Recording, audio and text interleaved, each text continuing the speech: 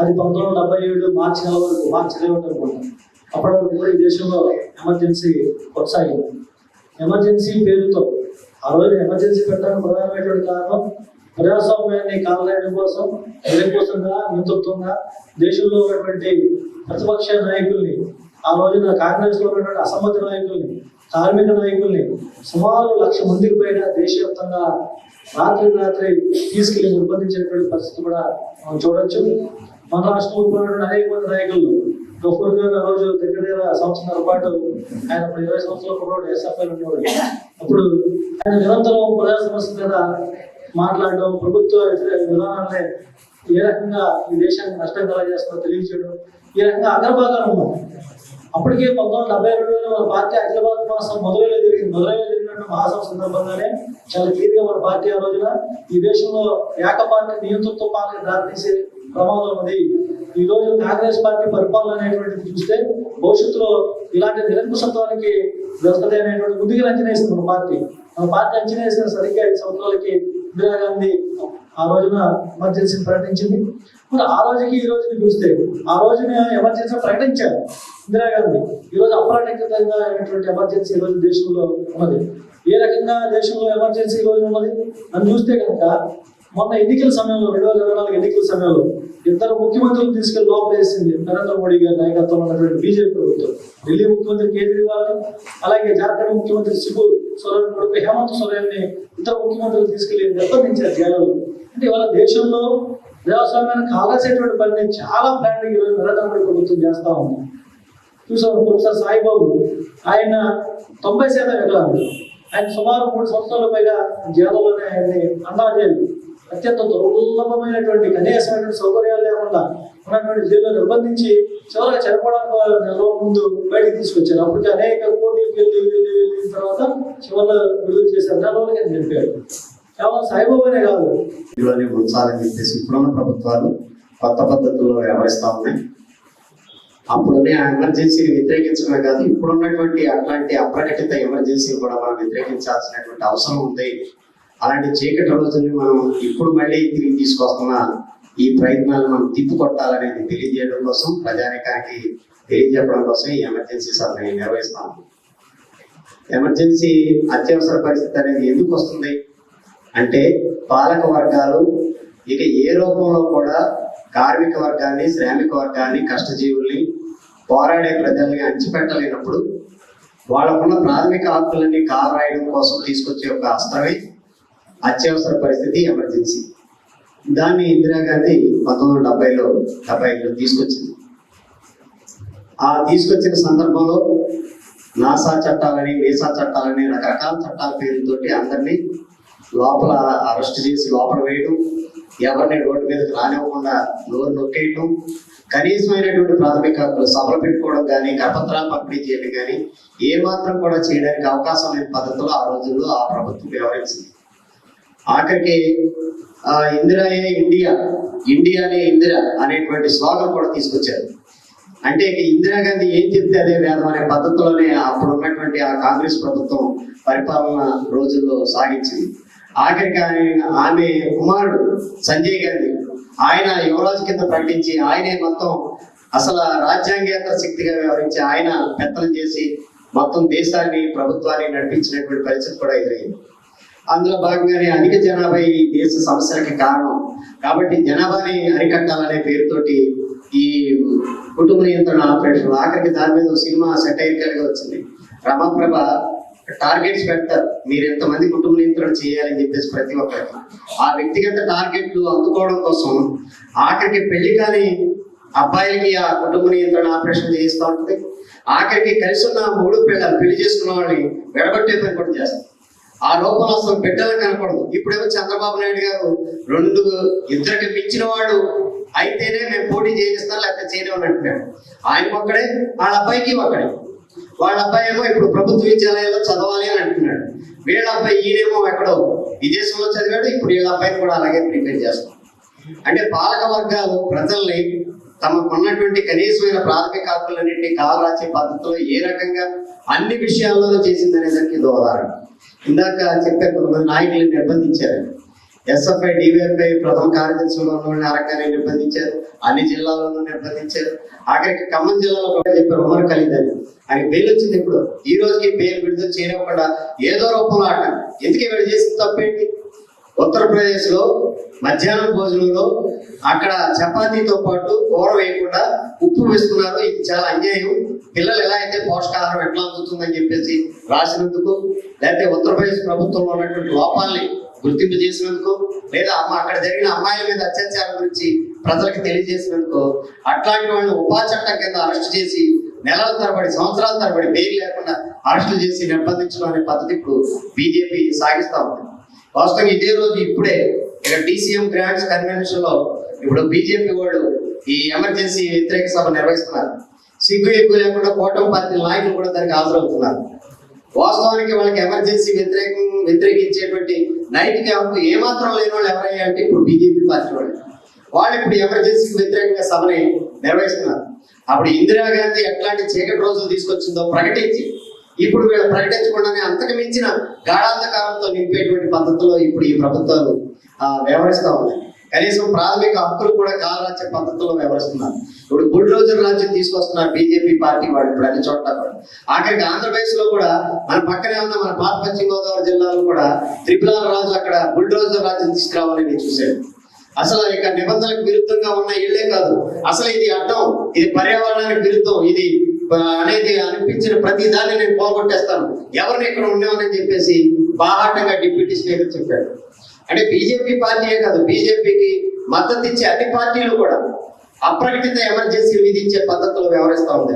ఇప్పుడు ఎక్కడ ఎవడన్నా నోరు ముయ్యాలి అంటే బుల్డోజర్ తీసుకొచ్చి ఇళ్లు పోగొట్టేటువంటి ఒక సాధారణ పద్ధతిని తీసుకురావడం, దాన్ని హీరోయిన్ గా కీర్తించడం. అప్పుడు ఎలా అయితే ఇండియానే ఇందిరా అనే పద్ధతి ఒక భజన చేసే బృందం లాగా వ్యవహరించారు.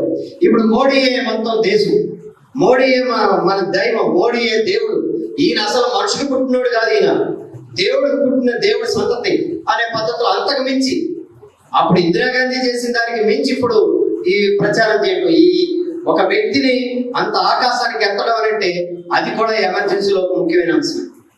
అంటే అత్యవసర పరిస్థితిని విధించి మన ప్రాథమిక హక్కులు కాలు రాయడానికి ఒక నియంతృత్వ పద్ధతి, ఒక వ్యక్తిలోనే మొత్తం అధికారాన్ని కేంద్రీకరించే పద్ధతి అనేది అప్పుడు ఎలా అయితే ఇందిరాగాంధీ నిర్వహించిందో ఇప్పుడు అదే పద్ధతిలో నిర్వహిస్తుంది. అయితే ఇంతకు ముందు ఎమర్జెన్సీ విధించినప్పుడు అప్పుడు కొన్ని సోదర పార్టీలు కూడా వాటిని సమర్థించింది, మన సోదర పార్టీలు కూడా. ఆ తర్వాత వాళ్ళు చాలా చావు దెబ్బ తిన్నారు.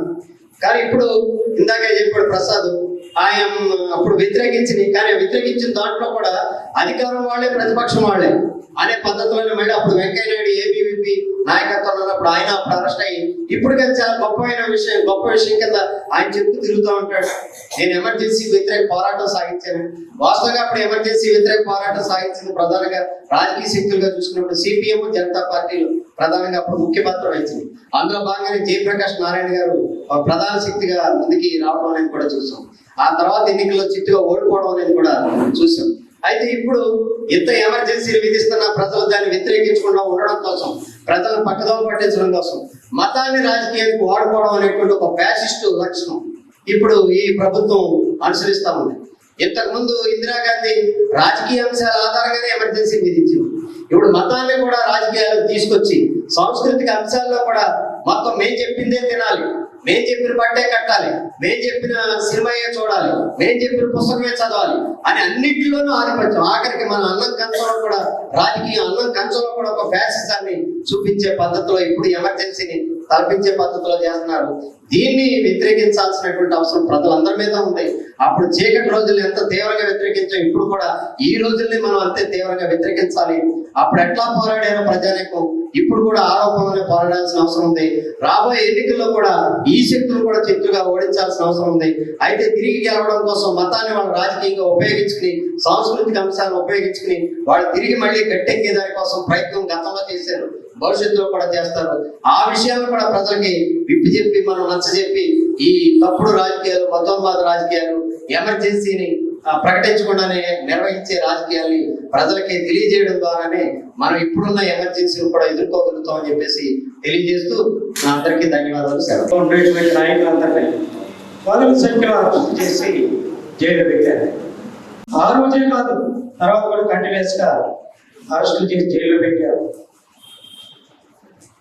దీనికి వ్యతిరేకంగా ప్రజాస్వామ్య ఉద్యమం నడిచింది. వెరీ నెక్స్ట్ డే ప్రకటించి మాట్లాడే పేపర్లన్నీ ఎడిటోరియల్ లేకుండా 40 పేజీలు ముద్రించింది. ఒక పెద్ద ఉద్యమం దేశవ్యాప్తంగా దానికి వ్యతిరేకంగా సాగింది. ఈ విషయాలు పరిశీలన చేసినప్పుడు ఇప్పుడు మనకు కనపడేది కూడా ఇప్పుడు పార్లమెంట్ అక్కర్లేదు. పార్లమెంట్లో చర్చ లేకుండానే చట్టాలు నిర్ణయాలు అమలు జరిగిపోతున్నాయి.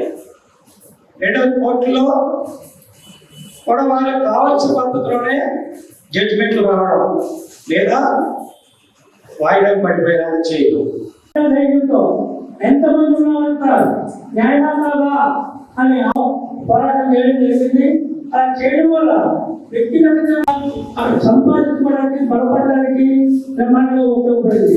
మన పార్టీ ఏదైతే కోరుకుంటుందో ఆ కోరుకున్నటువంటి పాల్గొన్నందుకు ధన్యవాదాలు. మన నాయకులు తెలియజేసినన్నింటినీ కూడా ప్రజల్లో తీసుకెళ్ళి గ్రూప్ మీటింగ్లు సిపిఐ అప్పుడు వాళ్ళు బలపరిచారు, ఎమర్జెన్సీకి బలపరిచారు. పోరాడినప్పుడు నిలబడినప్పుడే ఆ గౌరవం ప్రజలు మన వైపు ప్రయాణం చేయడం కూడా జరుగుతుంది. ఇప్పుడు రాయగడ చెప్పారు కాబట్టి నేను చెప్పట్లేదు. మోడీ గారు చాలా దుర్మార్గంగా వీడిని ఈ అలా అది న్యాయం జరగడం కోసం అన్యాయం జరిగితే దాన్ని వ్యతిరేకంగా పోరాడుతున్నాం. అదే మార్గంలో ప్రయాణం చేయాలి. పరిస్థితి మనం చూసాము. మళ్ళీ అలాంటి పరిస్థితులు ఈరోజు ఈ అన్ని రంగాల్లో కూడా మనం చూస్తూ ఉన్నాం.